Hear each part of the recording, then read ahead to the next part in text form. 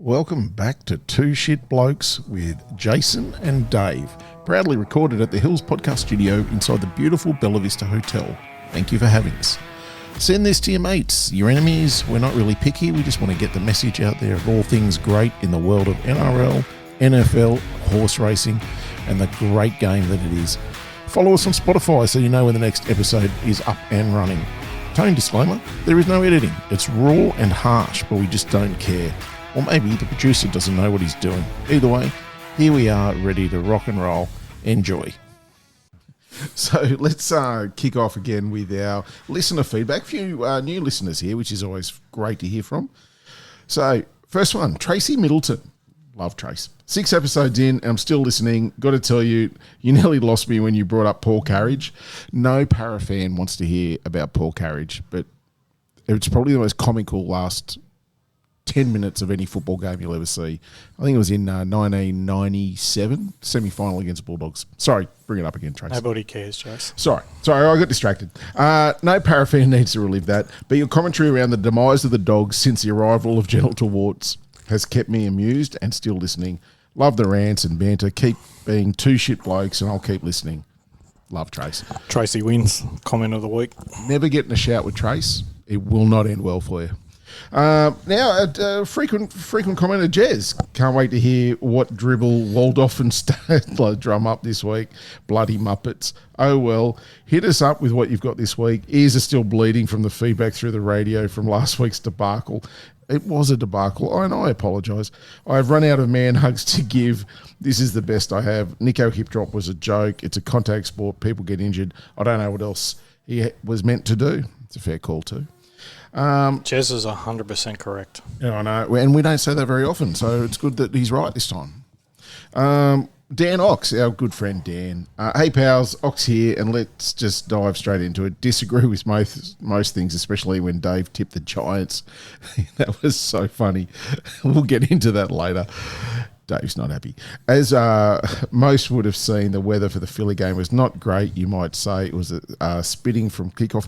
It was fine. Dan, you bet lost, mate. Just cop it on the chin. Hopefully CD Lamb has the ball. Thankfully, CD Lamb has the ball handling skills of a lesbian. Oh, shit. Oh, we're going to hell. Oh, you're the best. You're the best, Dan. I need some redemption from last week from Jalen. Decided not to throw to my cousin. Yeah, Dan, I agree. He threw once to AJ Brown, his best receiver. He barely threw to any receivers the whole game. It's a strange game to watch. Cowboys to win, Ravens to win, Bills to win, Eagles to win, $3.93, a safe bet. Big ups to the boys from State. Thanks, Dan. Love your comments always. Next is from Dave, or as he goes by the name of White Ant. It's Dave, let's be clear. No, it's not. Hey, guys, let's not make this week's podcast a platform for Jason to bag his wife's cooking and play with his mobile constantly during the broadcast. As you often say, Jace, do better. I will do better this week, White Ant, or Dave, but I will do better, I promise. We then have Dixie Wrecked. No, hang on. It's not me. Listen, it's written way too well for me. If it's not you, then it is someone that is trying to blow you because it's so close to you. All it does is praise Dave. I'm not saying he's not one of my people, but he's definitely not me. And well, good job, White Ant. You're the best. He'll slip that 100 to you shortly. He actually owes me a carton. We now have Dixie Regt, who's also. I think he's related to Eileen Ulick. And Mo Lester. Just a quick reminder, I tipped David Dog from last week's potty, a Friday bank builder, some might say. What was it paying, Dave? $1.20, $1.30? I think it was $1.75. Holy wow. You went out on a limb on this one. Oh, a bank builder. What bank are you building with $1.75? Wow. Still free money, Jace. That's impressive. He won by 8 lengths and broke the track record. That is amazing for $1.75. And what do I get? Not even a mention. Yeah, you're getting a mention right now as being a terrible punter. Honestly, boys, wake up. If you're going to ignore the only winners this pod has ever seen, hey, I had a winner and it didn't pay $1.75, mate. Remember that. I had Parramatta win too, so that paid $2.25. We don't even need this bloke. Anyway, he says, you may as well launch twoshitblokesbet.com and finally make some money out of your shit tips. This week's Friday Bank Builders, Townsville Cup, number 3, Daisy's Rory, Goulburn Friday, race 6, number 8, Turbo Mouse. Dish lickers, I'm off it. I want to know what they're paying right now, but I won't look. Yeah, not after last week. The next one is from my dear wife, Jason. All suffering wife. It's your wife. This week when you come home, could you please leave your balls hanging at the door? I don't know where else they go. I thought they were in a jar beside the bed. She hands them to me as I walk out the door. And please do not leave me again like last week to serve my uncooked dinner for your family. On a serious note, I think you and Dave have done a great job on this podcast. I know how much you love having a laugh and putting it together. Oh, she's dear. We will give comment of the week to Trace because it was great to see a first time rider come in and also mention the disgraceful Paul Carriage. All right, so let's keep the feedback coming. Good, bad, or borderline defamatory. We'll read them all again next week. So again, thanks everyone. It is always amusing to have a read. Okay, NRL news. I don't really have much. No, we could talk about the Sharks, the hip drop, but No, I'll do that in the thing. I'd just brush it. yeah, I've got nothing really to add. It's apparently from last week. Holbrook is looking as the coach of the Knights. I heard Checker. No, it's they've almost all but confirmed it. Okay. So again, if that's right, there is news, and I need to raise it from last week. Mm-hmm. We had a disagreement in the Parramatta Warriors game. Yeah. Where I said that... And I was right. And have you gone back and watched... So hang on, let's go back. I said the game ended in controversy where the Warriors scored a try that was disallowed with 5 minutes to go. The bunker brought it up and said no try. I was of the opinion that the bunker ruled it was a knock-on from the Warriors and the Warriors bloke actually admitted knocking it on. You said no, it was a balking penalty, and you were adamant, and you were at me. I wasn't at you. I felt threatened, and I've since watched the game, and I've watched. So you did some research for the first time in your life. And what do you think I found, Dave? I was right again. I found that you were wrong. Oh, that's not right. It was. I've even recorded it. Would you like to watch it right now? No, thank you. I didn't think so. So it was a knock-on. So, Dave, again, the producing is really starting to be noticed. All I want is professionalism. And if you can't do that, again, there's a queue of people waiting to come up. So, and it's very hard to take you seriously when you're wearing headphones. It does. I really love my headphones. They're on fire. He got a headset for Father's Day, and he looks like the special kid from Something About Mary. It's quite disturbing. My hair isn't sticking up. Have you seen my baseball? All right, so we're going to kick it off again. Let's get into last week's games. We'll start off Thursday night football. Broncos 30, Storm 14. Dave. Reece Walsh, or Toilet Water as we call him, was outstanding. Did that surprise you? It was against good competition, so it did surprise me. Yeah, I agree. It surprised me. I know he's got it in him, but yeah, it did surprise me as well. We joked, didn't we? Like you said, have a shot every time he makes a mistake, and we'll both be paralytic by the end of it. Yep. I think if we had a shot any time he did something good, we would have been paralytic because he was outstanding. Yeah, well, let's see him back it up this week. Okay. What else? What else about that game? There's been a bit of a backlash over his antics with a try celebration. No, I don't agree. I think it was awesome. I agree. Like he scored. It's great to see passion and emotion. Sometimes it does spill over into certain things that people can, where I don't know. Sometimes it can go a bit far, but that was fine. Like people are just nitpicking. That was great. They were playing for a top 4 spot. He delivered on the biggest stage, and what he also did was he put his team under enormous pressure from the toilet drinking episode. Like he did. They became a laughingstock in a sense. They became a front page story, and he then delivered a game where he was absolutely outstanding. I agree, and we want characters in the game. We don't want it to be vanilla and sanitised and all that sort of stuff. So I don't have a problem with any of that. And it should be encouraged to be a bit loose. But I will caution Reece that he's only one bad mistake from losing it all. Yeah. So he just needs to be careful. But at the end of the day, when antics off the field, if it doesn't hurt anyone and he's only hurting himself, I could care less. I didn't think the first try that he was given should have been a try. I thought he pushed off Ryan No, I Pappenhausen. agree. Yeah, I do. That wasn't a try. Yeah, like you could see the clear extension of the arm when he scored. Look, we can talk about the Broncos being good because they were, particularly defensively, they were outstanding. The Storm are shot, in my opinion. Can talk about it later again, but they were woeful. Yeah, but Brisbane had a 90% completion rate against the Storm's 71%. The Storm had 14 errors to Brisbane's 4. It's hard to beat a football side when they've got all the ball. The back five of the Storm, so numbers 1 to 5, so their fullback, 2 wingers and 2 centres made 10 of those errors. Yeah. That's embarrassing. That's shark-like. It's shark-like. It's embarrassing is what it is. But unfortunately for the Storm, this is not an isolated incident this year. They're I think, and I'll go into it a bit later, I think they're nowhere near where they need to be. The injury to Hughes hurts them. The injury to Pappenhausen, who won't play this week, I don't think hurts them as much as... Hughes going to hurt. I think Meaney will step into the role better because he's playing with too many errors. I just think he's putting his team under a lot of pressure. Yeah. So I think that they have been really poor, and we can talk about Nelson. He's a liability. He's played his last game for the Storm. They won't bring him back next year. There's no way you can bring him back. He is an absolute liability for that team. That tackle was unnecessary where he got sin-binned. It put his team, when they were on the up, because they had a one-man advantage, he put them under enormous pressure. I hated seeing it, and he does it week in, week out. We just came back from suspension. He cost them the grand final. He got injured in the game before the grand final by doing the same thing. Yeah. So it's really poor. There was an incident in the game I didn't like at all. When they sin-binned a player, the Broncos got a player sin-binned in the first half, and Billy Walters approached the ref in probably one of the most aggressive things I've seen for a referee. As in, like, he just went up to him extremely angry, extremely aggressive.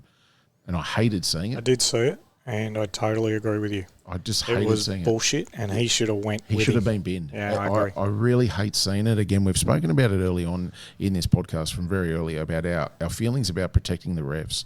They make mistakes. Yes, they do have bad games. Yes, but you can't be approaching them like this because, again, the junior ranks see it and then they start to do it, and that is something you can't have in rugby league. Yeah, it was appalling. Yeah. It really was. Yeah, so anyway, I think Brisbane secured their top 4 spot. They deserve it. Melbourne, they've come second. They're in the fight, and we'll see what happens this week. My Jaden Campbell award goes to Toilet Water. Yeah.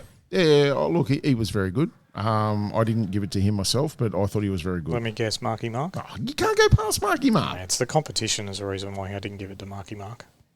Yeah, but I just love watching him, to be honest with you. Reece was very good. He was outstanding. But Marky Mark in the air, everything he does is just great to watch. He makes the impossible look easy. So, agreed. All right, let's move on. Friday night, 6 p.m. Manly 27, Warriors 26. Who cares? Well, they had the fastest try in NRL history. I didn't see it, so there you go. Because I didn't watch the first 10 minutes. That's so how far. Well, mate, you could have not watched the first 30 seconds and not seen it. It was from a kickoff. It was a bit of a debacle, but it was still great to see. Actually, there was a bit of enjoyment to watch. Out of that game, it shows you how bad the Warriors are going. Yep. They were 4 from 7 completion rate in the first 20 minutes. Tanner Boyd is shocking. DWZ, their winger, is awful. He was great the week before. He was terrible this week. He was awful the week before that. He is rocks and diamonds. Unfortunately, he was very much rocks on Friday night. But I do like Healy for the Warriors. They're number 9, their hooker coming through. He's going to be a great player, a great hooker. So they do have a bit of upside, but they're going to, I thought DCE played well. 10 tries in a game. Defence wasn't a high priority. No, we saw that a bit over the weekend, but yeah, it wasn't a high priority. But Manly were in holiday mode. Think about this: Manly had 2 in the bin in the dying minutes, and the Warriors scored one try in that time, but couldn't get it done. Yeah. Manly was trying to milk the clock with a minute to go, so a few of them got binned. But yeah, 30 errors in this game. Oh, that's so many. Yeah, that's a lot. All right, so we move on again to the 8 o'clock game, which was Souths versus the Roosters. The Roosters absolutely towed them up 36-6. Marky Mark, that's the story of that game. He was sensational. Yeah, Jaden Campbell winner for me. Again, we may as well call it the Marky Mark Award instead of the Jaden Campbell Award. He's too good. Love watching him. I'm a bit nervous about seeing what he does next year because of the new rugby comp coming in. They will try and poach him back, but I just love watching him at the moment. I thought Jai Gray, again, was great. Roosters' completion rate, 69%. They're renowned now. They do have poor handling. Yeah, well, South had a 78% completion rate. That's just class, though. Class got in there. Roosters ran for 400 more metres than South, so... Yeah, it was a second half. South missed 43 tackles. That's a lot. Yeah. Second half blowout. South didn't have the class that the Roosters had. No. Once the Roosters put the foot down, South couldn't go with them because they just simply don't have the players that the Roosters have, unfortunately. 17 errors is a concern for the Roosters, for sure. That's what I mean. And they've been doing it week in, week out. They have a lot of errors in them. So, I can't wait to watch the Sharks beat them. Oh, you can't wait. Seriously. You're going to be a wreck. You'll be abusing people. It's going to be great. All right, we move on to Saturday's first game, 3 p.m. Dragons were 20, Penrith was 40. So, training run. Yeah, it was. It was a training run. They were clinical. Cleary was brilliant. Oh, so was Kyle. Why? He's just a dick. He scored a try, mate. He's on fire. He scored a try. Wow. Is that the benchmark? It is for Kyle. Mate, look, the Dragons, they just don't have as good a players. It's just that simple. The thing that is a bit of a concern for Penrith at the moment, there's two things. Dylan Edwards' form has not been that good lately. He has fallen off to his high standards. And allowing the Dragons to score 20 points, I think, is concerning. Elite the week before the finals when you're at almost full strength. Agreed.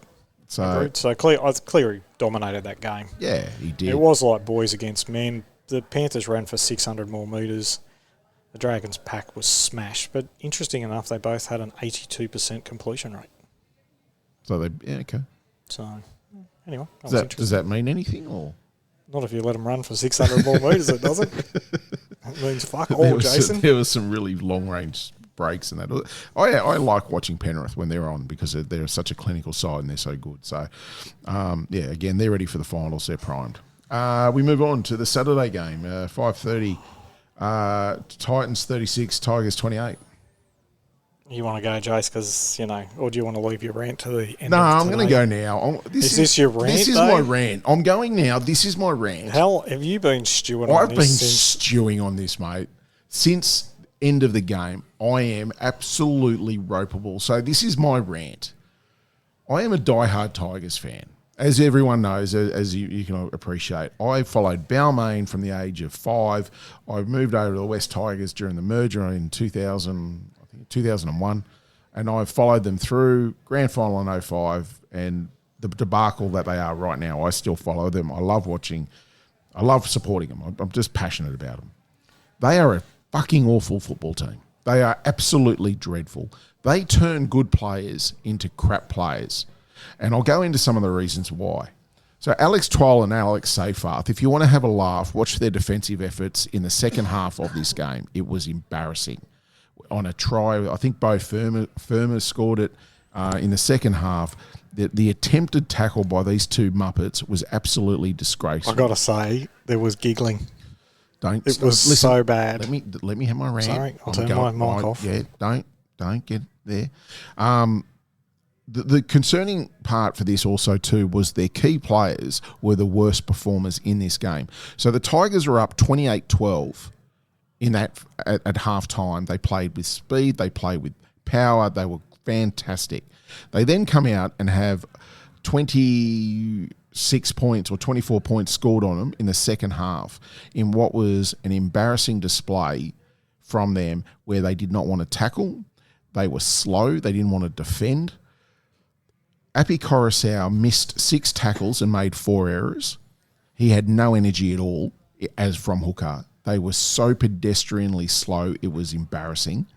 Now, you look at what a second hooker brings some teams when they come on. Even on Sunday, watching one of the Brayley brothers for Newcastle, who's the Wooden Spooners, When he comes on, he brought speed, he brought some energy with him.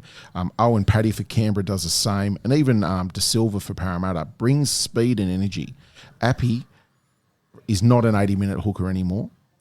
They got rid of De Silva because he didn't want to play second fiddle. That's fine. But bring on someone that can bring some speed to this team and some energy, because Appy has lost it.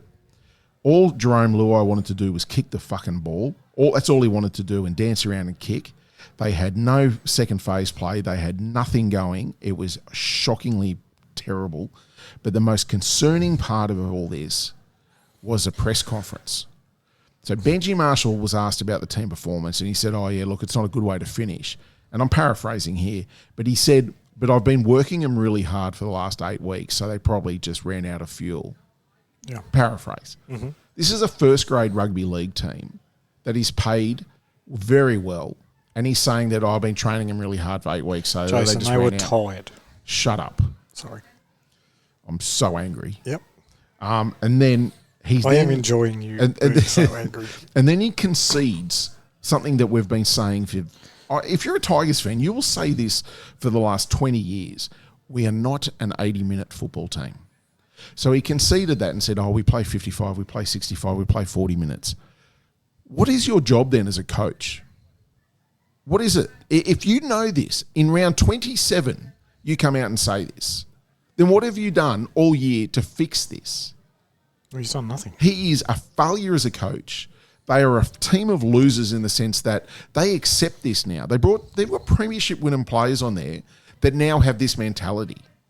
So moving forward for the Tigers, I was very hopeful last week after how they performed against Canberra and how they performed against the Cowboys, because they faded out of the Cowboys game for 5 minutes and had 3 tries put on them.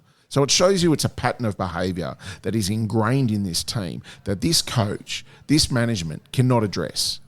This is a team of failures that will continue to poorly perform for years to come unless there is drastic change within this organisation. And it all will start with getting a coach in there that can get them fit and ready and start raising standards that will be actually impressed on this team, that they will accept. Because I've had enough. What I saw on Saturday was so... It's just unacceptable. You get to a point where you go, they were playing the Gold Coast Titans, and they made the Titans look like Penrith from last year. Who were running last. Yes. And you watch some of the tries they scored. If Alex Seyfarth and Alex Twal are playing first grade next year, there will be no improvement in this team.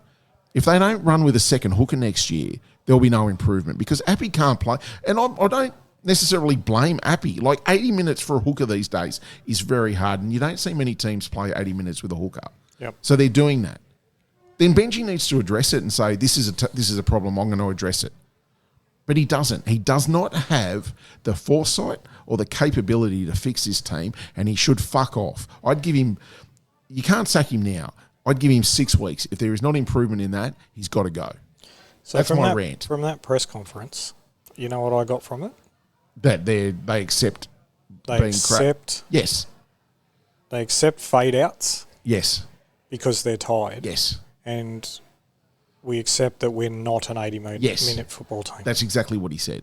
If you know they're not an 80-minute team, which they clearly are not, which they haven't been all year, you have had 27 weeks to fix it. Yeah. And you haven't. Why is he putting a lot of work in them with 8 weeks to go? Because he said he expected excellence. And I would probably argue that he didn't get it, because he has players in that team. And don't get me wrong, there are some very good young footballers coming here, and that's what was disappointing, that it was the senior players that let down the younger players. I don't understand the comment with, I flogged him for 8 weeks. Yeah. For excellence. Yeah. But you failed at every opportunity to show improvement. That's exactly right. That's... I don't understand the comment. I dead set would. The only positive for them is coming into next year, some of these players they've recruited fill desperately needed voids. So Pierce Paul will get rid of Alex Seyfarth. I'm hoping Mav Guy can get rid of Alex Twal. I'm hoping there, and some of the Fainu brothers will be a year older, a year stronger. I'm hoping there is improvement. But if there is not, and if this keeps happening, where do you draw the line? Like, this is a team of failures. Like you have to accept that we failed because we have not improved throughout the year. And everyone goes, oh, they've gotten better. They haven't. They haven't gotten better in the sense that they are still failing in the same basics that they were failing in week 1. Well, they've got better cattle. They've got premiership players, mate. They can't defend their mistakes. They can't play for 80 minutes. They can't play for 80 minets. Yeah, they had Cowboys score in 3 consecutive sets, I think it was, or 3 tries in 5 minutes. Minute 15. Yeah. I know, because don't poke the bear. Why? Okay. Why? Don't need to do it. I haven't even started yet. No, listen. Fishing. That's my rant is longer than normal, and I do apologise. Probably bored a few people, but it's born out of so much frustration and so much anger directed at a team of just incompetent fools. Like, you'd love to work at the Tigers because they clearly have no benchmarks you need to meet. Well, you'd fit in there because you're incompetent. So that's just really hurtful. Why are you lashing out today? Just because you're so angry, and I just want to add to it. Yeah, we'll see anger in a minute. Fucking anyway. On that note, I don't even want to listen to what Dave has to say about the game, so we'll move on. 7:30. Well, what else can I say? That's good. Say nothing. Dogs, Sharks, 7:30. Dogs 6, Sharks 24. I'll give the Sharks get my Ray Stone award. I thought defensively they were exceptional. They were. Was that the best game you've seen them play this year? By far. Yeah. Nico was outstanding. It was the best game I've seen them play. They played very well against the Roosters, but the Roosters had a completion rate of it felt like it was about 20%. The Roosters played extremely poor. The Sharks played quite well.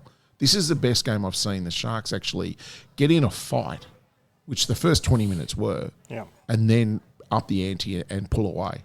So Nico was good. You would agree with that? Oh, Nico was the best game I've seen him play for a while. How did you think Atkinson went at 5'8"? He doesn't have the errors that your other bloke does. Trindle. Yeah, he doesn't have the errors. He's a safer option, and I like that. Brayley was outstanding. Outstanding. He got my Ray Stone award. Yeah. Geez, he's come on this year. He has. Money's involved, that's why. Yeah, I know, but he's come on this year.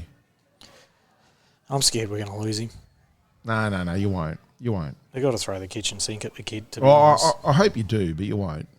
Flanella Blake, mate, he was outstanding with that forward pack. Yeah, he was good. I thought, but the backs were where they seemed to really step up. The Sharks had a 95% completion rate. Yeah, that was pretty good. Yeah. I thought Tupanua for the Dogs was the only one who troubled us. Yeah. And he has for the last couple of weeks been troubling teams with his aggression and his running. Have you seen how big he is? Yeah, I know. I'm a bit scared of him.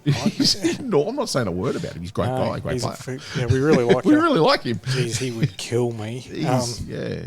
Matt Burton was awful. He had 3 mistakes and 5 missed tackles. I disagree. I thought he was awful. But Matt Burton, I thought his first half, when he was put in the centres, I thought he was exceptional in the centres. Right. But then they put him back to 5'8", so I think it unsettled him. He's not... It's funny, and I've written something about it, because they had to make a change because Bronson Cherry got injured. Yep. So they put Burton in the centres.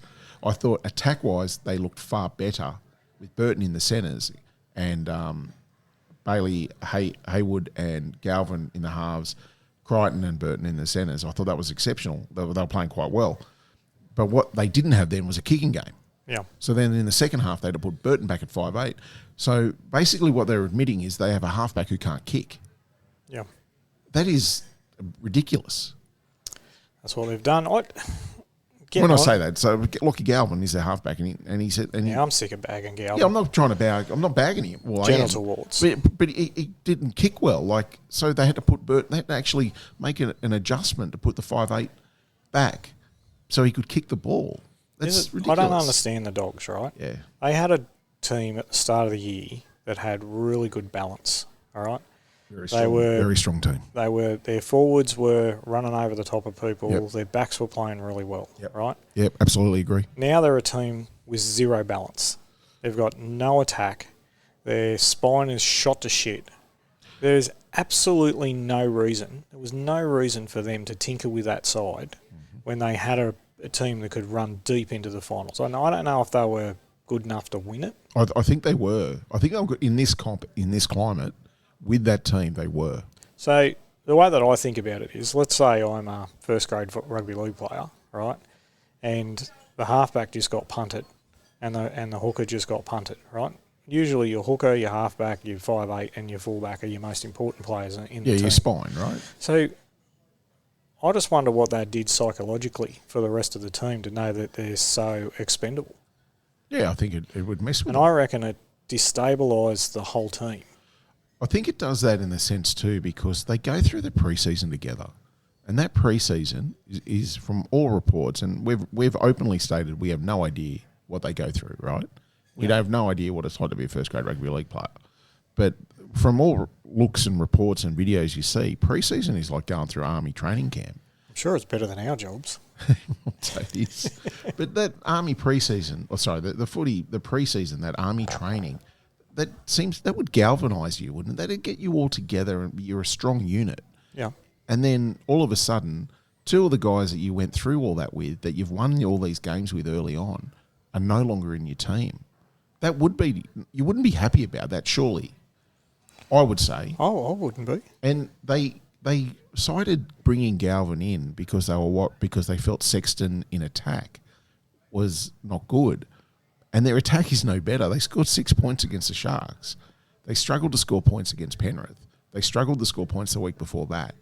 So, but yet they say that Sexton was a problem, and he's not. Their attack is give the ball to Kick Out and give the ball to Crichton. That is their attack. Yeah. Left is, I think, Kick Out. Right is to Crichton, and that's it. That's all they've got. Right? And Tupanua. Yeah. That's all they got. And he generally comes on when Kick Out has a rest. Yeah. I think that the form of Tracy he's fallen off a cliff since his injury. Yeah. He made some bad errors on Saturday night. I think he tries too hard. Yeah, he does. But he's a very good footy player. He was outstanding, and then he got injured and he's come back. It's like he's come back underdone.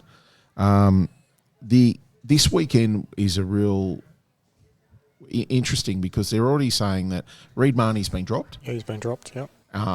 Which I don't agree with. He made 60 tackles. I thought he was really good. He made 60 tackles on Saturday night. Yeah. So they're bringing Sexton into the bench. Yeah. And they're going to let him play hooker, which they did try early on and he it didn't work. played 76 minutes, made a crap load of tackles. 60. And 60 he was tackles. really good out of dummy half, Yeah. I thought. Yeah. He missed 4 tackles. When you're making 60, I'll accept 4. Yeah, I'll accept 4 too. I thought that they're already putting Crichton at fullback a lot now in training. So they're starting to tinker with the team, probably at the wrong end, which I don't agree with. I think their best team with the injuries that they've got would have been to put Burton back in the centres, put Sexton at 7 and Galvin at 6. Yeah. And there was and Marnie at 9. There was some people were saying that will happen, but obviously it hasn't. I can't believe they've actually benched Reid Marnie after you make 60 tackles. You're very strong because Bailey Hayward has not been a good hooker. No, he hasn't. So interesting things happening here. Did you think that Ashley Klein tried to change that game? No. I thought he did. Maybe I'm just a one-eyed No, supporter. You're a wanker, but you're also a one-eyed supporter. So, no. So my obviously my Ray Stone award went to Blake Brayley. My Fool Gould award went to the Match Review Committee for first citing Nico and then going back on the charge because the Dogs came and said the injury wasn't as serious. But they've got to to identify what a hip drop tackle is. It's not. That was not a hip drop. That wasn't. He just swung around from momentum. He didn't even and touch landed on his back of his leg. Barely. But barely. Right? He kind of bounced onto it too. So I think that the Match Review Committee changed their minds because they knew they weren't going to get the charge. If they took it on, they'd lose. So I thought it was an appalling decision on the night to put him in the bin. Yeah. Right, and it was an appalling decision to give a penalty for it. Yeah. Because the old hip drop was the issue was if you were standing up and you couldn't put him on the ground, you drop your hips to drop him to the ground. But now they've run off with the ruling and said if you hit the back of their legs because you lose your feet, then that's a penalty. Now that's rugby league. They're not taking into consideration momentum, right? Yeah. Because a lot of what you do see is the guy runs past them, they kind of latch onto them, and then the momentum swings them around. Yep. Then it's not a deliberate action. If a car's travelling at 20 kilometres an hour and you grab onto the back of it, it's going to swing you around behind it. That's just Yeah. the way it is. No, So that's true. And I know that's a terrible analogy, but no, I agree with you in this one. But well, that's a first. every dog has their day. I think that there is in this game. I gave the Phil Gould award, and I really like this guy. I hated him as a player, but I met him, and he's the nicest bloke ever. But Mick Ennis. Yeah. Now, Mick Ennis during this game, and he's got allegiance to both clubs, obviously, but I think it still sways more to the Dogs. He does. And he was trying to talk up Lockie Galvin in this game as doing some great stuff. And there was one passage of play, Galvin gets a ball, crabs across field, beats a few tackles. On the fifth tackle, it was a terrible passage of play. And then Galvin gets it, runs, kicks a ball, and it goes dead. So 7 set tackle. And Mick Ennis is saying, oh, that's great play by Galvin. He's running the ball. He's looking great. And then he just cost his team a 7th tackle set. Yeah. It wasn't a good play. He ran sideways. And it's like that positivity just again to pump someone up. Politics. Just call it for what it is because he will not bag anyone out. And it's like, mate, you're on a show, you're commentating a game. And you're embarrassing yourself. It was really bad. Agreed. And I really like him, but don't do that. Be better. Like, call the game for how it is. Be honest. Be honest. Just try it. It was bad. One of his kicks went backwards. Yeah, I know. I was giggling. Oh, it was mate, it was bad. And look, yeah. I honestly believe he'll be a better footballer next year. I think he'll be. Mate, he's got a massive future in him. Huge future. And I just hope that they haven't made some kind of deal that come to the Dogs, you'll be 7. And I think because you can't make someone something they're not. And I hope that hasn't. It's like trying to make me smart. That's never going to happen. No, not at all. Very good. Thank you for sticking up for me, Joseph. All right, Sunday games. We had the first one was at 2 o'clock. The Dolphins versus the Raiders. We will only touch on this game. 62-24. Oh, I thought about this in relation to how the Dogs dealt with Penrith reserve grade side, right? It's true. And the way the Dolphins put away the Raiders reserve grade side, 62-24. Yeah. If I was the Dolphins, I'd be fuming about the 24 that's right. points, right? Yeah. But, I thought the Raiders tried really hard. Oh, they do try, mate. They tried. And, the Dolphins are just too big and too fast. Ray got a dog's eye. You got to meet. How good was it for Mark Nichols? Nearly got a double. So he scored a try on his retirement game, and I thought that was really good. That was good theatre. Yeah, it was good to watch. Yeah, and you've got to say, I know that they were their second string players, right?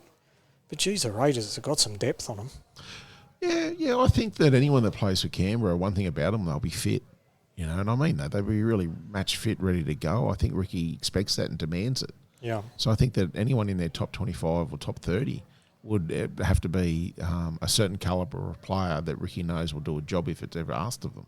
How bad must Newtown be going? Because Newtown got beaten reserve grade by the Raiders, who had 11 of their players step up into first grade. Well, I thought there were 15 tries and 19 line breaks. So it was great to watch. It was a novelty of it, right? It was a novelty. Well, the next game was a novelty as well. So. But I'll go into some of this stuff next game. At 4 p.m, Eels Knights 66, Eels Knights 10. And I brushed you. You did brush me. On air. And you wanted to spend time with your kids, but your kids contacted me and said, they please send you with me? So it was a bit interesting, that one. I was surprised that they don't like me. Yeah, they try and force you out. Yep. That's okay. Oh, that's fine. Yeah, it's fine. They gave me my headphones, and then I said, go away. So, look, there was the Knights were beyond bad. They won the wooden spoon from this game. Para had 12 line breaks to 3. There was a 90-metre try scored by Mitchell Moses by running from dummy half. Yes. That shows you all you need to see about this game and how bad Newcastle are. I know that was that's not the type of football I like to watch, right? No, it's not. But it was fun. It was fun to watch. Especially when you got a multi swinging on it. Oh, mate, it was great to watch for that very reason. Penasuni couldn't catch a cold. No, he's the one I needed to score. And I needed him to score. He got a penalty. I needed him to score as well. So it shows you, though, how bad Newcastle are in their forwards, that so many of the tries went through the middle. So the front rower for Paris scored. Then the second rowers scored. Both hookers scored. Lomax didn't get one. Didn't get one. one. Fast Car. This is the best. Like every time Addo Carr scores a try, Paris Stadium plays Tracy Chapman. Tracy Chapman, Fast Car. Yeah. I love it. It's awesome. He scored a very good try. There's only probably 6 songs in the world I know, and that's one of them. He scored a very good try, an individual chip and chase. I thought he was outstanding. De Silva's service out of dummy half, I think, has a lot of work to go, but his speed and running game is going to be... I didn't mind. It's pretty easy, though. Yeah, right? I know, but it's going to trouble people. I think he's only young. He'll get better. Moses had a first-half hat-trick. I love seeing it because it shows the competitor he is. He competed in a game that meant nothing. Yeah. And he really competed on everything. Backed up everyone. Scored 3 tries. But maybe he had bonuses for scoring tries and he needed 2 to get his bonuses done. The 90-metre try, it was like watching under sixes, but geez, it was good. So Knights missed 44 tackles and had a 39% possession rate. They were so bad, mate. Their forward pack. Nick, so they've bought Sandon Smith from the Roosters. They're going to play him hooker, apparently. That is bad. See, I actually liked watching Crossan is not a hooker. I don't care what anyone says, because I noticed specifically when the Brayley brothers which Brayley is it? That's Jalen, isn't it? Jalen? Yeah. And Jalen and Blake. So Jalen Brayley comes on. The speed of the Knights or just got better. Yeah, but I don't know why they're off him. Well, he's going to Canberra next year. Well, that's good for Canberra. Yeah, but it's going to be a 3-way battle for a job because they got Starling, Owen Paddy, and now him. But there was a noticeable pickup when he comes on. Yeah. So it makes no sense. So they got Sandon Smith. How did Jake go? Jake. Arthur. Mate, listen. They were so... But like next year, they'll have Sandon Smith. They've got Dylan Brown... Their backs are good. They've got best speed is outstanding. He's still a very good Never centre. gets early ball, though. No, he's good. So you got him. You got Gay Guy was good. He tried hard. Good wingers and Ponga at fullback. But that's all irrelevant when you have a terrible forward pack and they have a shockingly bad forward pack. And they let Pierce Paul go. I don't know what they're going to do, mate. I really don't. I've got no idea, mate. And their pack's starting to age. Oh, yeah. Frizzell's gone. Safidi's not what he used to be, mate. Terrible. But it was a fun game to watch. So, yeah, that's the week rounded up. It's secured I think the top 4's done. We've got the finals now this week. So, touch on that. You want to do that or you want to do the preview of what happened to the last 4 sides? Now, let's go into this week. Okay, let's do that. Storm Dogs. That's on Friday night. No, Thursday night footy this week. This is tough to pick. Can I give you something? Go. Dogs will win. Okay. Dogs will win. They're up against a Storm team that is not good at the moment. The only reason why I would lean to the Storm is they're at home. I don't. Mate, this could be on Mars. I think that the Dogs are not playing that great, but the Storm are playing terrible football.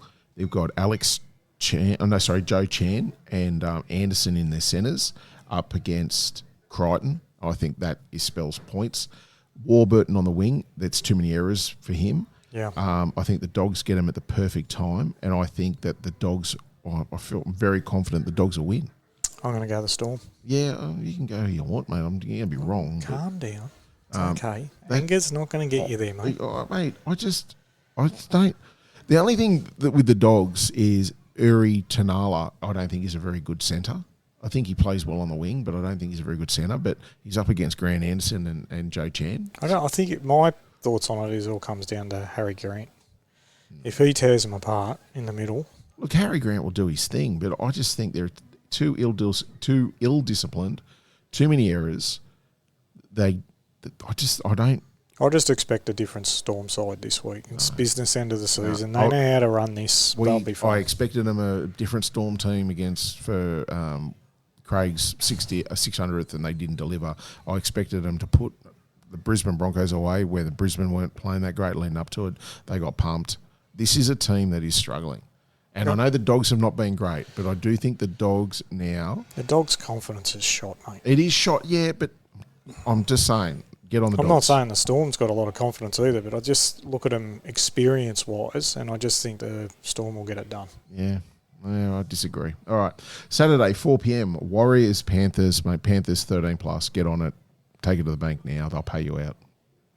Agreed. I don't think the Warriors will... I don't think the Panthers will get out of second gear. No, they won't. They'll put 50 on them. 7:30 or 7:50. Sorry, Sharks Roosters. Roosters for me, and I simply say that the Sharks can't handle any pressure. They are weak, and I think that'll be shown up on Saturday night. If the Roosters make a lot of mistakes, the Sharks will smash them, and if the Roosters get around the 85% mark, they'll beat the Sharks. So make a call. Who's going to win? Sharks. Got to go with my boys, mate. Can't wait for next week. Sunday, 4 p.m, Raiders, Broncos. Really looking forward to this game. This is a flip of a coin as well. Yeah, I think the Raiders. I think the Raiders are too tough. I'm going to go against you. I'm going to go to the Bronx. Okay, you can go against me. But I just... They're... Class. No, Speed. that and they're brimming with confidence at the moment. Yeah, one game can do that, but I just think the Raiders at the moment, they will make it tough. And I think that will not suit Brisbane. Yeah. So I think that, that's why I think Canberra. It's probably similar for Friday night with the Storm and Dogs. I think the Dogs will make it a real arm wrestle, and I just think that the Storm don't have it at the moment to hang in there. A lot of conflicting stuff there. So because we don't have a lot of games this week, we're going to review the teams that have gone home, gone to Mad Monday. I came up with this idea during the week, and I said to Dave, we need to add something to it. So we said, let's review the bottom teams. And I think Dave was a bit against it, but I convinced him. Dave? You're full of shit. So, look, listen. No, this is shit. This is a shit bloke you are, right? Yeah. We were going to review the bottom 4. And then you go, no, let's review the bottom 5. Because I want to even it up next week. No, because you want to throw in the Tigers. Okay, well, no, it wasn't actually nasty. I am a nasty piece of work, but not for that. So, I can't believe you do nothing. No, nothing. Right? And apart from star. No, yeah, I do nothing. You are the talent. And then I come up with an idea and fucking hell. This is why we can't have nice things, Jason. This is my concept, so let's get into it. Wooden Spoon, Knights, 6 wins, 18 losses. We've spoken a bit about them. I don't think we need to add any further. I think they're terrible. So what I've done, because I'm a professional, I've gone, what went wrong, Jason? They turned up. Right, and they got no halves, and their pack's too small. Ponga only played 13 games and was out of form. Yep, absolutely. Done. Right. I don't think you need to add to that. What went right? Nothing. That's what I wrote. Exactly what I wrote. Nothing. What can you say? New players coming to the team. Sandon Smith, the Roosters. Dylan Brown. So major players. They've got some other shitty ones coming there. So players of note leaving. Jaden Brayley to Canberra. Big loss, mate. It's a big loss. Kai Pearce-Paul's going to the Tigers. And Leo Thompson's going to the Dogs. Yeah. New coach coming in, yet to be selected. What do they need to do to improve, Jason? Oh, we've spoken about this at length. I don't think we need to go any further. They need a better pack, and they don't have it. So I said improve pack, get more out of Ponga, hope Brown and Smith fix their spine issues. They will. They're good players. Sandon Smith's going to hooker for some reason. I'd still need a halfback. I'd wait to see that. They've got massive problems. They do, but I don't believe that he'll go. You wouldn't sign a big deal to go and play hooker if you're a half. It doesn't make any sense. Agreed. And where do you think they'll come? I think that without a pack, they'll finish in the bottom 4. I've got Spoon again. I reckon they'll do a double. Yeah, injuries, let's see. I think they've got a very good back line, but, let's see what their forwards do. So we've got the Titans. They had 6 wins and 18 losses. What went wrong, Jace? I don't know. Honestly, I think on paper their team is okay, but I think they just have mentally they're frail. Yeah, I wrote bad attitude, lack of physicality, couldn't dominate in any phase of the game. Yeah, I think David Fafita hurt him because he just didn't play. Yeah. But I think what went right for them, Jaden Campbell, like we saw him develop into what will be a star of the game. I think Brimson seems to have found a better place in the centres. Thought he was good. It was against the Tigers. I thought he was better. Beau Fermor, I think, is showing he's a quality Origin player now. I think he's very good.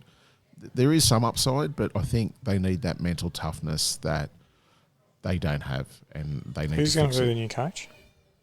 The Cronulla, the Cronulla blokes going there, the assistant coach. Which one? Can't remember his name. I didn't do my research. No, I mean, I don't know him. Okay. So, I think they will still. And here's the biggest issue, right? New players coming to the team. So far, they've recruited nobody. Yeah, they've got no salary cap. Right, and then players leaving, maybe David Fafita. Yeah, but they've got no money. Their salary cap is awful. So unless they offload Fafita and then start to recruit, but their base players are half decent players. Like they are good. Some of them are good. Like Kinney's going to be a good player. They're fullback. Yeah. So they've got some talent, but I don't think talent is their issue. I honestly believe they need that toughness that they. It's not a holiday spot they should be going to. It's interesting because I wrote, what do they need to do to improve? And I wrote, in my opinion, they have a good side. They just need to fix their attitude and form a hard edge in their footy. They need to be more physical and want to do the hard stuff. Mate, if you want to watch them play the Warriors in New Zealand about 6 games ago and you see a team capable of anything, you watch them take Penrith into extra time where they should have won that game. They can win. So it's there. The talent is there, but they just don't have the mental side of it.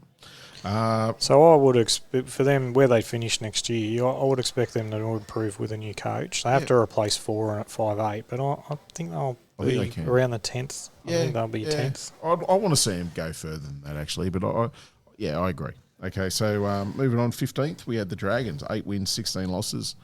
What went wrong? Don't have the cattle. Flanagan, and he as coach. I think he... No, don't you dare. He does not like to make the big call. I'm sorry, he doesn't. Like, if your son... There's rumours of unrest in the team at the moment because they were blowing up that he kept picking Flanagan and not Ilias. And Ilias was tearing it up in reserve grade. Now, if you have a player that's been benched and he's going really well in reserve grade and you have a player that's in first grade that's not going so well... So why didn't they punt King Tongia and put... Well, he's the future. He's the future. You know what you get with Flanagan. I'm sorry. Look, Kyle Flanagan is a solid first-grade footballer, but they were losing the games badly. And I don't understand why they didn't have him on the bench and play him as a backup hooker because he played that at Newcastle. Yeah, I don't know. Was he at Newcastle? Who? Flanagan? Nah, where was he? Roosters. He was at the Roosters. And then he went somewhere. Went to the Dogs, and they were playing him as a backup hooker. Sorry, that's right. So I think that, there's issue there, mate. I just think you're right about the cattle. They got some injuries as well, which hurt them. I still think they, with Sloan, I think he's an outstanding player, and they just kind of don't use him as they should. But they might come back bigger and better next year. I don't know who they're recruited for next year. You've got it there. I have got it here, but we'll go what went right. Nothing. I think they showed a lot of heart during the year. They were in contention until the last 4 games and then fell away. Cool. So I thought that was pretty good. They did put in some good performances. New players coming in. Daniel Atkinson's from the Sharks. That's a good buy. Raviali from the Rabbits.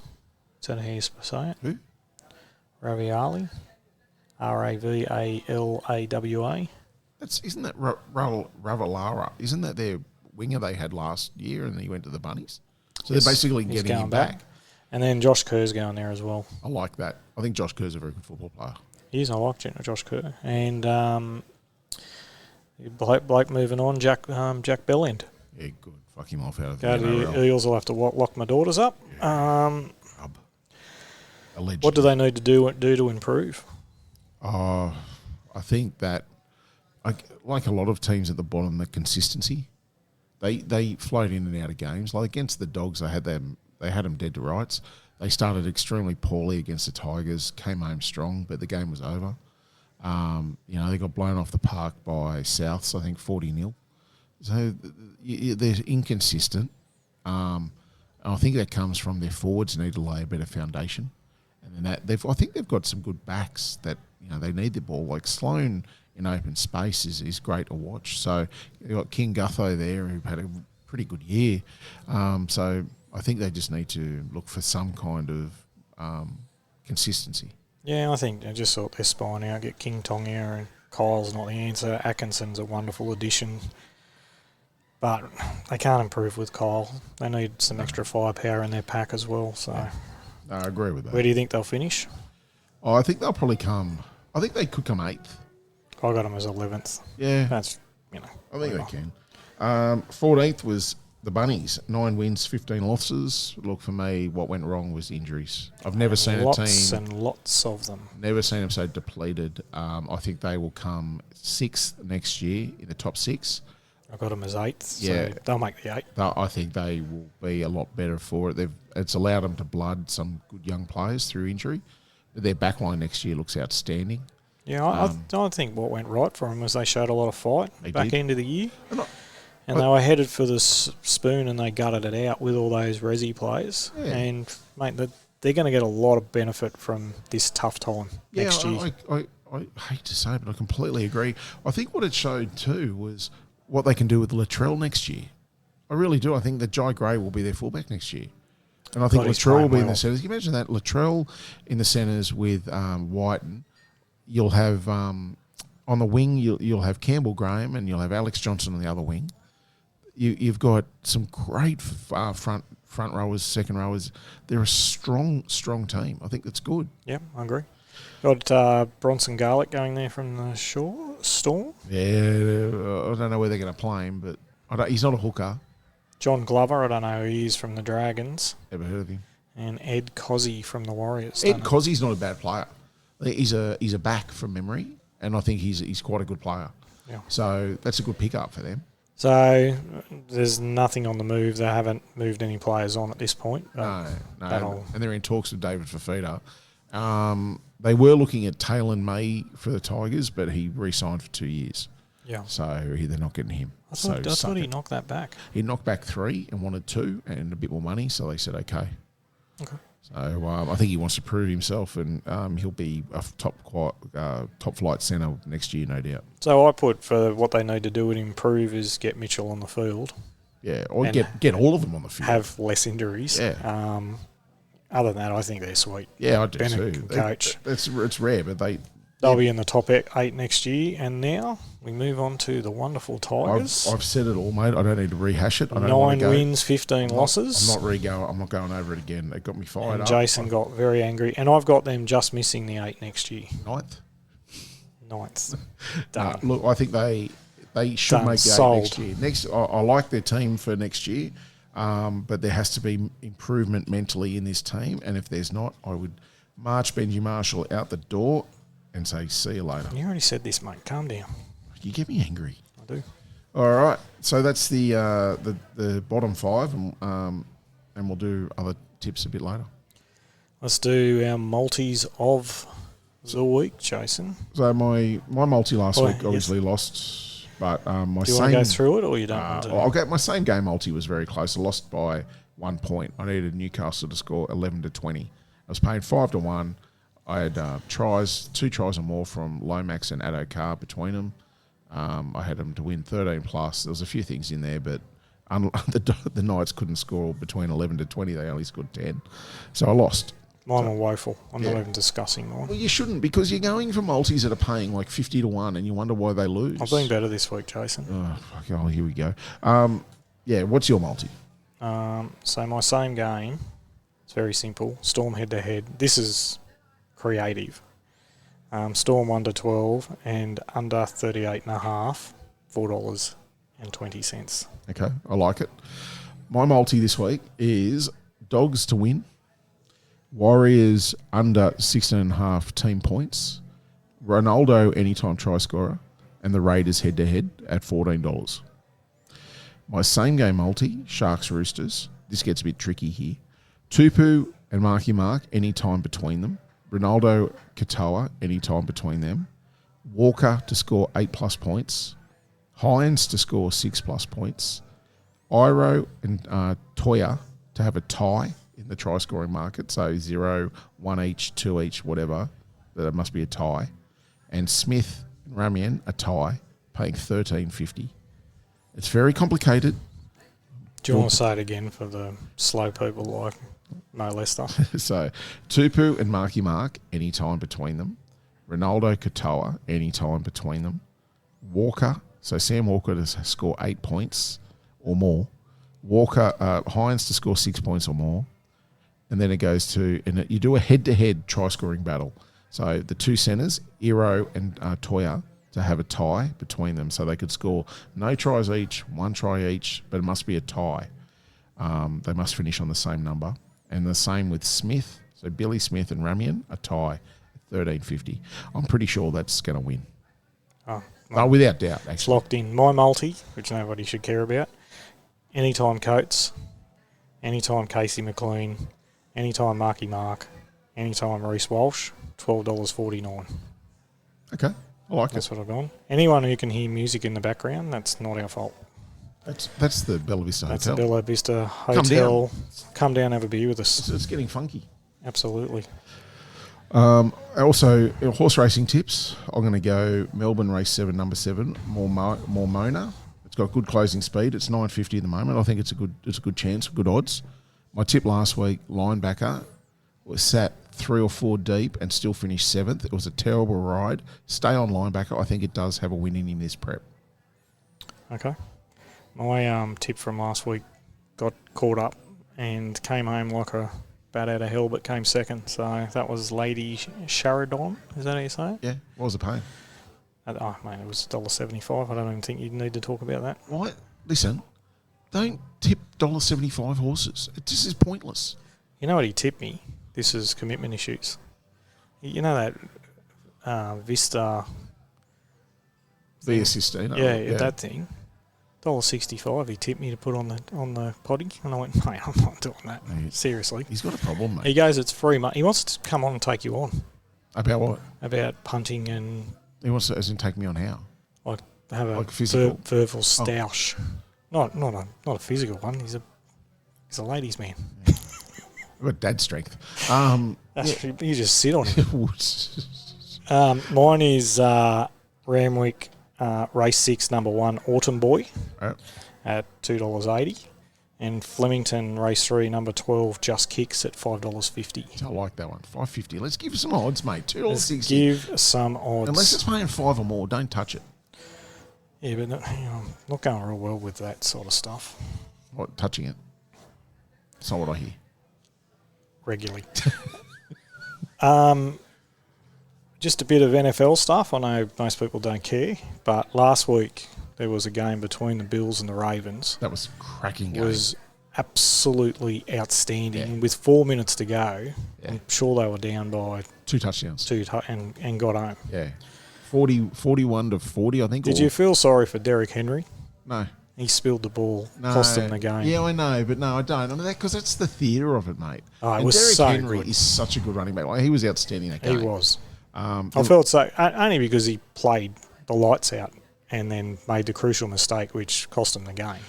If you recall last week when my phone was interrupting me constantly, which I do apologise again, I was in an NFL fantasy draft, Nobody which is cares, like Jason. they do. It's like Supercoach for the NFL. I lost my game 152.05 to 151.95. I lost by like 0.06. I've never seen anything like it in this. This is the NFL. Like, it's the theatre of it. You know what I mean? Like, anything can happen on any day. That's what they call it, any given Sunday. That's what I love about it. But it can be half-time, a team can be getting wiped off the map. Yeah. And then they come back in the second half, make adjustments and wipe that team off the map. Yeah, the witching hour. Unless you're the Giants. Here we go. Can you please go with the Giants? Because I'm really interested in this. We'll get there. All right.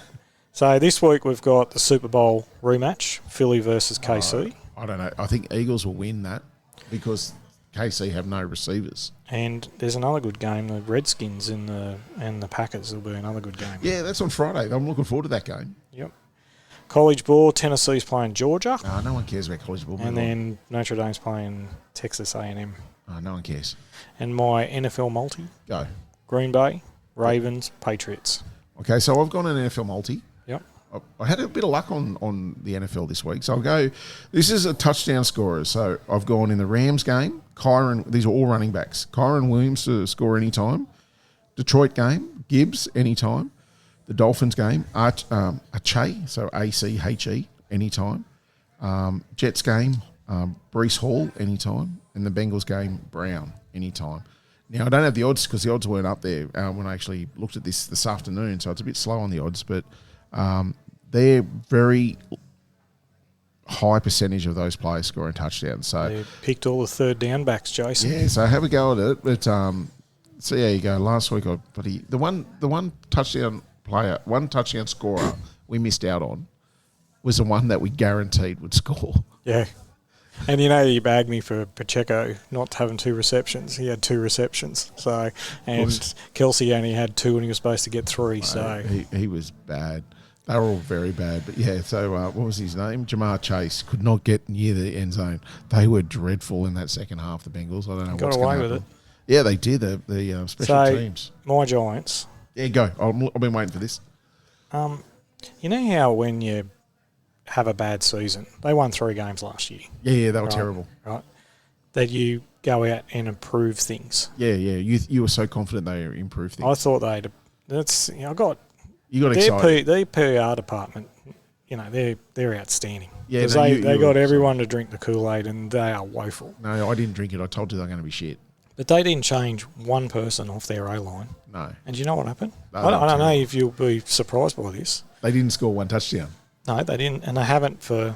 I think the score for the last 3 years in the first game, they've scored 90. The teams have scored 92 points on them to their 9. Yeah, that was so bad. It was but funny. when you're building a team, if the blokes on your O-line are no good, you get new ones, right? That's generally the consensus. If your whole team's, if your defense, and our defense didn't play well. And so for people listening, if you don't follow the NFL, the O-line protects your quarterback and they open up the running lanes for your running back. So to score points in it's like protecting your halfback in rugby league. The most important position, you need a good O-line. Yes. So they didn't improve that.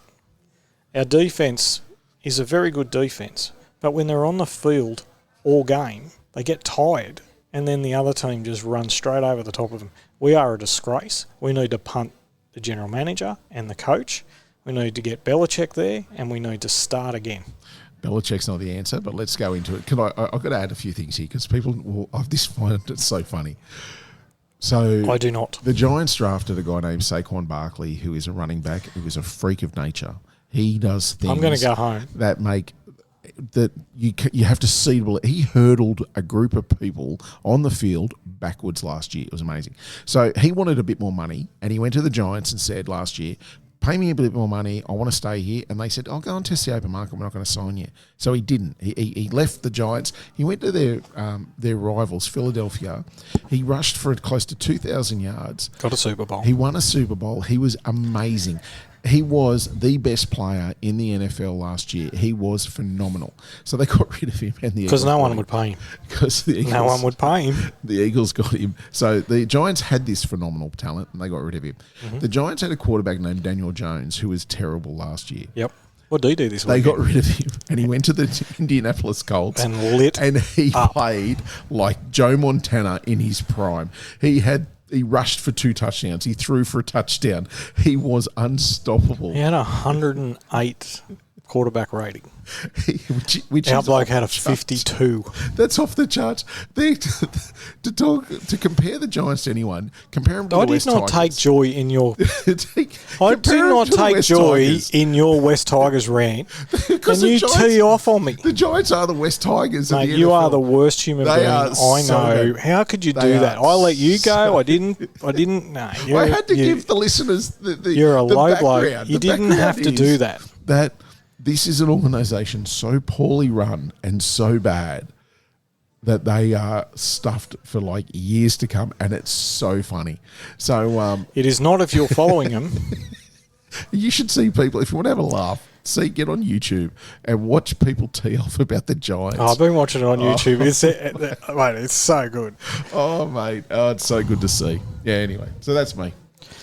Can we move on to... Yeah, let's move on. Am I doing my rant of the week? Now well, that was your rant. How many rants do you get? Well, that wasn't my rant. That's just talking about the Giants and how shit they are. Yeah, go on. Have a rant. We can do it next week. I don't mind. What are you ranting about? Bookies.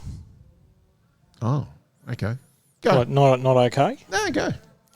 All right. So I think that the bookies rip us off, right? Yeah, they do. Of course they do. And I think they're shaving our odds. And the reason why I say this, right, and here are the numbers, just on Sportsbet alone, right? Sportsbet's revenue for 2023 was $2.2 billion, right? And they made $280 million profit. Really? All right. In 2024, their revenue dropped to $1.4 billion and made $300 million. Wow. So they got less turnover, more profit. And the only way that happens if they do us over on our odds. Yeah, of course. Well, right. Yeah, they entice people to punt with them. I mean, that's their job. Well, they're not doing a good job, and they're still ripping us off, right? I'll give you an example, right, of a market that they put up last year just after your mate Luluai signed with the Tigers. Yeah. All right? Take into account that the Tigers came stone motherless last year. Yeah. All right? So this was when Luluai signed, I think about this time last year. Yeah. Right? Tigers to make the top 8, $1.75. It's crazy. Tigers to make the top 4, $3.50. Tigers to make the grand final, $9. Tigers to win the comp, $19. Jerome Luluai to win the Clive Churchill medal at $34. You would have lost if you backed it. Yeah. Right? Those odds should all be 300 to 1. Yeah, but you've also got an issue, though, with try scorers. You think that try scorers should be significantly higher. Now, I started when I was younger, obviously, many years ago, when first try scorer bets came out, and the wingers were $15, all right? And then they kind of went into the red hot wingers were 12, 13s. Now they're $5, $6 sometimes. Yeah, well, Ray Stone, $8 on the weekend to score a try. He scored 3 this year.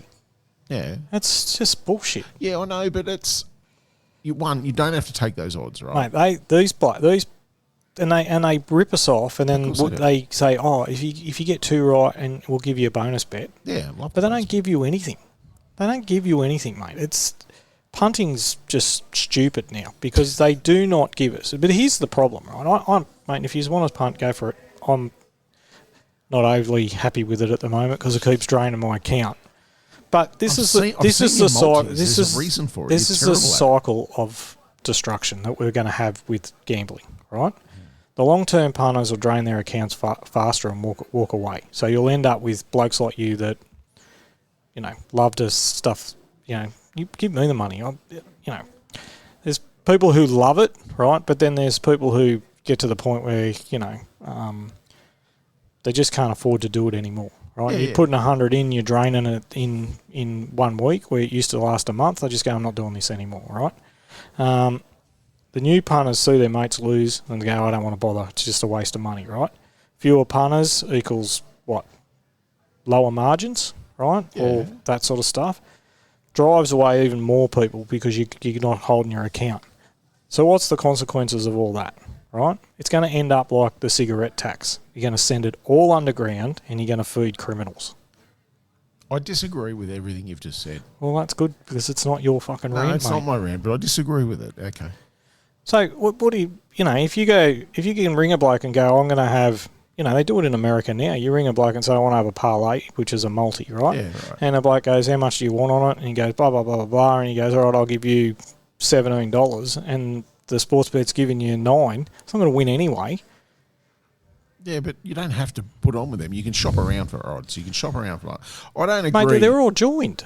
But I don't look. I bet because I enjoy it. Like it's a fun thing. I can sit down and watch the footy. Right? I do too. If I put in $100, which I generally do on a Saturday, and that will go for the weekend. If I lose that 100, I'm like, oh well, I lost. Such is life. If I win and I get to bank it and I get to play with it, that's great. But I don't look at it from a point of view of like, oh, it's only paying this. It's that. If I don't like the odds, I won't back it. Yeah. All right? But some people aren't as educated as you, Jason. But it's not about education. It's about doing it because you enjoy it, not because of any other what reason. used to happen in the old days when Jesus played halfback for Jerusalem, right? Here we go. We used to go down to Ponies pub, right?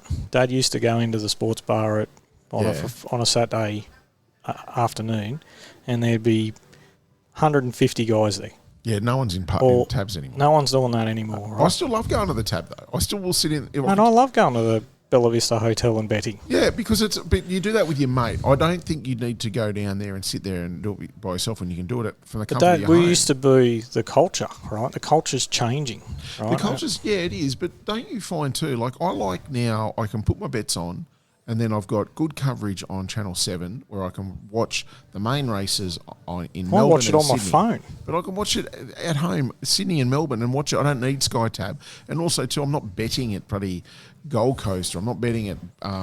Excuse me. At some That's random not case. true. No, it is now. It is now. And so because it limits... History would tell me that that's not true. 100%. But that's what I'm saying. So you can bet... I guess you can bet within your limits and still enjoy it. Yeah. But what you're saying is you're saying that the odds aren't good enough. They're driving them out. They're taking too much of a cut. They're always going to do that, but you don't have to take those odds. You can shop around. But you can't because they're all linked.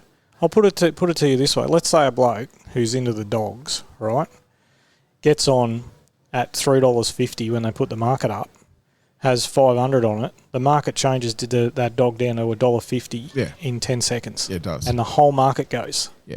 Right? That shouldn't be a thing. But that doesn't mean the dog's going to win either.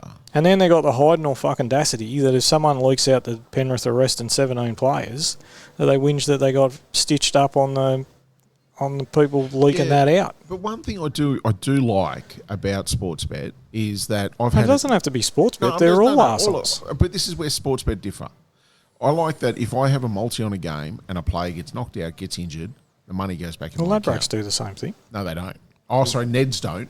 Ladbrokes does. Yeah, and I like that. I think, and the bonus bet if you come third or second, like I like that. They got bonuses now on the weekend for the main race that if you lose, they get money back.